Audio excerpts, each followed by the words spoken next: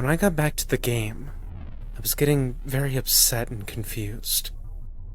I thought about the way that the monster looked at me. The game couldn't have heard what I said. That's impossible. It had to be a random occurrence. But why did it happen precisely at the moment that I insulted the monster? Nothing about this game made any sense.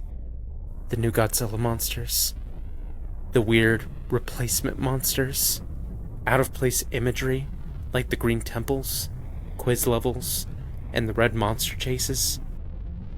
It didn't seem to add up in any kind of meaningful way. If it was a prank, it wasn't funny in any way that I could understand. And they clearly put far too much effort into it. If they were trying to make a genuine sequel with new Godzilla monsters, then why did they add everything else? Maybe it was some kind of art experiment. Some group project made by a bunch of really talented and crazy people. And they lost the cartridge somehow. Or maybe they intended for some random person to find it. It was all just fruitless guessing. As far as I could tell, there was only one way to figure out what the deal with this game was. And that was to play it through to the end. Maybe, just maybe, there would be something in the credits, an explanation by the creators as to why they made this. Or it could be something much more cryptic and strange. Maybe something horrifying. Before I got a good look at the Dementia board, I considered replaying Trance to see if the red monster would look at me again, but I decided against it. I wanted to keep moving forward. I was also somewhat worried that backtracking might cause the game to become even more strange. The Dementia board music sounded a lot like the Saturn music, except it was slowed down and played with a piano-sounding instrument. Like most of these new map themes, it had a dangerous and suspenseful feel. While listening to the music, I looked at the Dementia board. There were 4 boss monsters this time: Space Godzilla, Manda, Gigan, and Baragon. I was surprised to see that there were 2 new Toho monsters this time. But the best surprise was still to come. I started the quiz level. Here's another list of results in the same format as the last one. Quiz 2. Can you swim? Yes. Reaction: happy. Do you like fish? Yes. Reaction: sick. Can penguins fly? No. Reaction: sad. Can it spin in all directions? There's no clarification of what Face meant by it, so I just guessed. No. Reaction: surprised. Do you breathe oxygen? Yes. Weird face number 8. Does it taste good when you bite a woman? I don't know who came up with this question, but I really hope that they're getting mental help. No. Reaction: annoyed. Is it night where you are? Yes. Weird face number 6. Do you like cats? Yes. Reaction: confused. Is water wet? Answer: yes. Reaction: angry. Have you ever broken a bone? No. Reaction: happy. Do you like your job? Yes. Reaction: hurt. Would you like a new monster? Yes. Weird face number 11. I wasn't entirely sure at the time what Face meant by new monster, but I couldn't resist pressing yes, just to see what would happen. And the result was mind-blowing. The game took me back to the board, and I had a new playable monster in the form of Anguirus. Ever since I was a kid, always wanted to play as Anguirus, since he was my second favorite Godzilla monster, and plus, I never really liked Mother all that much.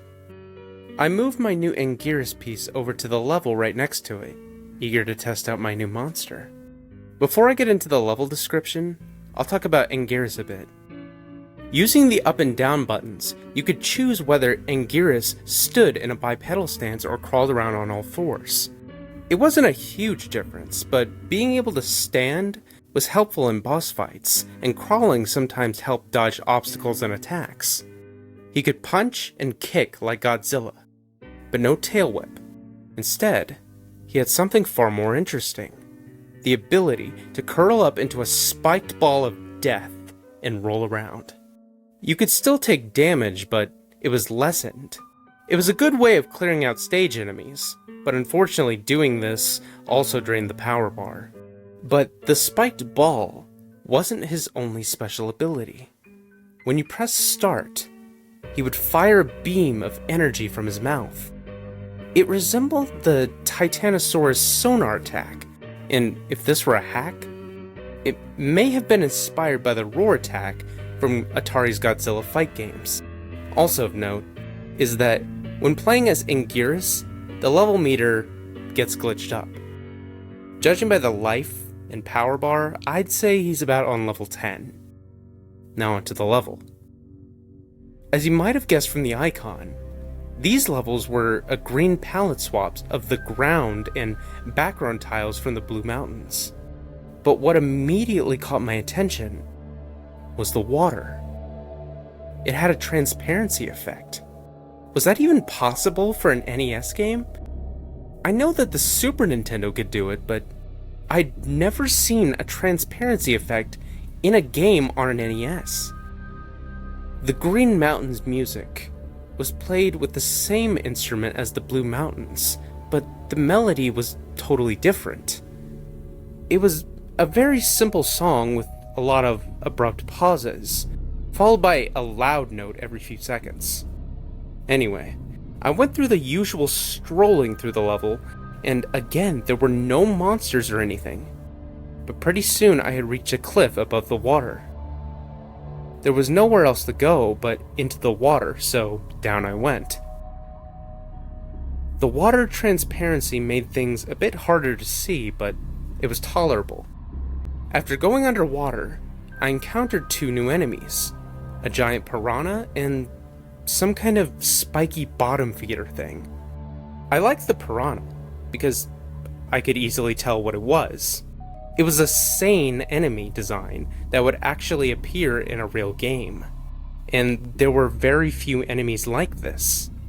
They didn't take much hits to kill, but they were quite annoying and could considerably trim down your life if they got close enough. They always tend to travel in packs. As for the bottom feeders, they're easy enough to deal with. They swim along the bottom of the screen towards you, and are easily crushed with a roll attack or jumped over. In this screen cap, you can see me about to run over one of them, and there's a pack of piranhas behind it. After I beat that level, I moved Godzilla onto the blue castle icon.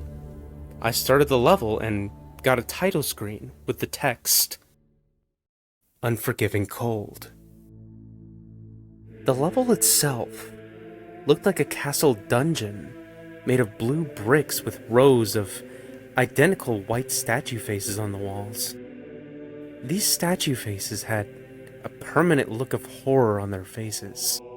There was also some flickering gray static, which didn't really obscure my vision, but it adds to the very unsettling mood of these levels. The music was a 12-second loop of a low-pitched choir vocalizing that sounded very familiar to me. Whenever I played through one of these levels, I got a sudden horrible feeling of anxiety. I had the feeling that the farther I progressed through the level, the closer I was to getting to something unspeakably evil. There weren't any enemies, but these were some of the longest levels in the game. I only played through one level, but it took me 7 minutes to complete. I didn't want to admit it to myself at the time, but I realized something playing the Blue Castle level. This game has the power to make the player feel certain things. I don't mean in the sense that you get irritated by playing a crappy game or get unnerved by something scary in a game. What I mean is that certain events in this game can instantly make you start feeling something. I know that sounds completely insane, and I don't blame you for not believing me. I wouldn't believe any of this either if I didn't play the game myself. But there's something very, very wrong with this game, and I still don't know how to explain it. So then it was time to fight Baragon's replacement. Although Baragon was originally the smallest monster in the game, his replacement was by far the largest. It was so tall, in fact, that the ground was noticeably lowered, and not Baragon's head still barely avoided collision with the bar at the top of the screen. And he was just as frighteningly bizarre as he was huge. You may be wondering how he attacks without arms. Well, he has the most powerful kick in the game, but his other fighting technique is much stranger. First, he blasts a cloudy breath of pixels down at you, which causes you to freeze. Then he walks back to the right corner of the screen and extends a huge Gatling gun from his abdomen. That might seem amusing to you, but it certainly wasn't to me whenever I was playing the game. This attack is almost as annoying as Gigan's saw, and not Baragon could have been unbeatable if he consistently used it. Thankfully, he only did it twice while fighting him.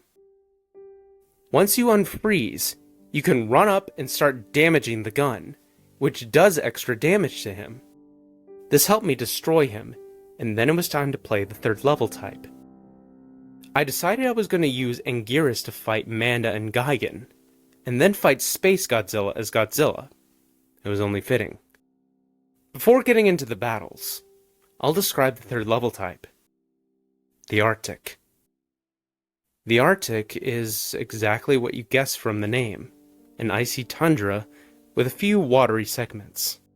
The music reminded me a bit of Northern Hemispheres from Donkey Kong Country in 8-bit form.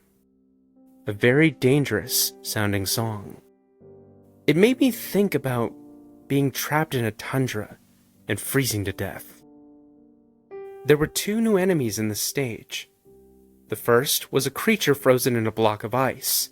They block your way, and you have to use your heat beam to thaw them out of the ice. They look a bit like a smaller version of not Godzilla, only without the eye. When freed, they do a strange crawling movement and push you backwards. It doesn't cause any damage, but it's a bit annoying. After dealing with the Icemen, I kept walking for a minute or two and came upon a water segment. I jumped in, and this time I managed to get a screen cap showing how the water splashes when you jump in. Don't know how they programmed that, but it's pretty impressive. Another interesting thing is how the screen changes focus when you go underwater. Here you can see the other new enemy, a little thing I like to call Spike Walker. They walk towards you and explode randomly, or instantly if you attack them, sending spikes in every direction. The spikes don't do much damage, but they get me dangerously close to falling into a pit a few times. Oh, speaking of the pits, down into the water, the game has a platformer element in the form of bottomless pits. There weren't any of these in the original game since it was strictly an action game, but the pits were a neat addition. After getting back on land, I encountered a very unexpected mini-boss in the form of Magma, the walrus kaiju. I know that this game has some obscure monsters to begin with, but wow. Not that I'm complaining, but it's a pretty cool cameo for an unappreciated kaiju. Magma's fighting tactics were very simple. He had a freeze beam and could charge into you. Not very challenging, but certainly more entertaining than the Matango mini-boss in the original game. One really interesting thing about Magma is that he doesn't die when you defeat him. He turns tail and retreats. This was the first time I had ever seen an enemy monster change direction, let alone retreat. I tried to chase after him, but he disappeared as soon as I got into the water. Poor bastard. And that does it for the Arctic. I'll talk about the Manda fight next. I forgot to mention before, but the music that played during the new monster fights is reused from themes that are actually in the game. So far the themes have been Titanosaurus, Gazora's music, Biolenti, Hedorah's music, Orga, Baragon and Mogra's music, Manda, Varan's music, and Space Godzilla, Mechagodzilla's music. As for the fight, Manda was a fairly crafty opponent. When it realized that one tactic was ineffective, it would immediately change to a different one. Manda used quite a few tricks like spitting fire, biting, and the most irritating of all, constricting. It doesn't mercilessly drain your life down like Gigan's cutter, but it was by far Manda's strongest attack. One last thing to note that I've actually found pretty cool was that Atragon actually showed up during the fight to help me out. Manda crushed it with ease, but it was still cool. After I slayed Manda, I played through another Arctic level for health power-ups. Then it was on to Gigan's replacement. But when the fight started, I was very confused, because there was nothing there. I thought that this was going to be like the Titanosaurus fight back in Pathos. But just about the time it would have been going back to the map, a piranha appeared on screen. But it wasn't there for long. As soon as it appeared, the speakers emitted an ear-splitting screech, and Not Gigan flew in and ripped the poor fish into pieces. Well, that's one way to get the player on their toes. That abrupt entrance scared the hell out of me, and got my adrenaline rushing, which, in retrospect, was a good thing, because Not Gigan was one of the fastest, most unrelenting opponents in the game. Not Gigan was tough, but my new skills with Anguirus helped even the score. This was still an incredibly intense fight. Not Gigan's attacks consisted of some kind of blood laser he spews from his mouth and a downward slash. I was actually expecting some hellish variant of the buzzsaw attack, but thankfully, there didn't seem to be one. The howl attack was invaluable in defeating him. I would have taken more screen caps of the fight, but I really had to concentrate. After that, there was just one more monster left to take down. Space Godzilla. As mentioned earlier, I used Godzilla for this fight. Space Godzilla's fighting technique was rather frustrating, but admittedly a very clever idea. Space Godzilla would use his energy to create two flying crystals, which would reach the ground and become crystal spires. These spires not only blocked you from reaching Space Godzilla, but it also allowed him to constantly recharge to full energy to blast you with a deadly and fully charged Corona Beam until you broke the spires. Space Godzilla would eventually drain his own spires of energy until they shattered. But if you waited for that to happen, you'd probably lose a lot of life. Heat beams actually seemed to re-energize the spires, so you had to use physical attacks. When you finally got close enough to hit Space Godzilla, he was no pushover. When I punched him, he hit me back just as hard. Space Godzilla does everything in his power to knock you back to the left corner of the screen, so he can create more spires. By the time this was over, I only had about 5 life bars left, but it didn't matter, because I didn't need to fight anymore. I needed to run. Here we go again. I decided right then that I really wanted to see the end of this game. As terrifying as these levels could sometimes be, I had to beat them to get through them. I decided no matter what happened, no matter what the game showed me, I was going to get to the end. And I also made sure not to say a damn word while playing another chase level from here on. For this chase, I tried out Anguirus, since his roll attack allowed me to move faster than Godzilla or Mothra. The chase started off like the first two, except there was a river of blood below the ground. I was beginning to get the hang of it, and the extra speed from the roll helped me get an edge on the red monster, especially since I didn't have to worry about a power limit and could keep rolling endlessly. Like the previous levels with water, the ground inevitably reached a stop, so I rolled off into the blood. To my surprise, the hell beast didn't follow me. It just stopped at the edge of the ground and grimaced. I guess it can't swim, I thought to myself. So I went under blood and continued moving. There wasn't anything around, but I knew something was up. The chase wasn't going to end that easily, could it? Surely something else had to show up, and sure enough, I heard the bellowing roar, sounding slightly different.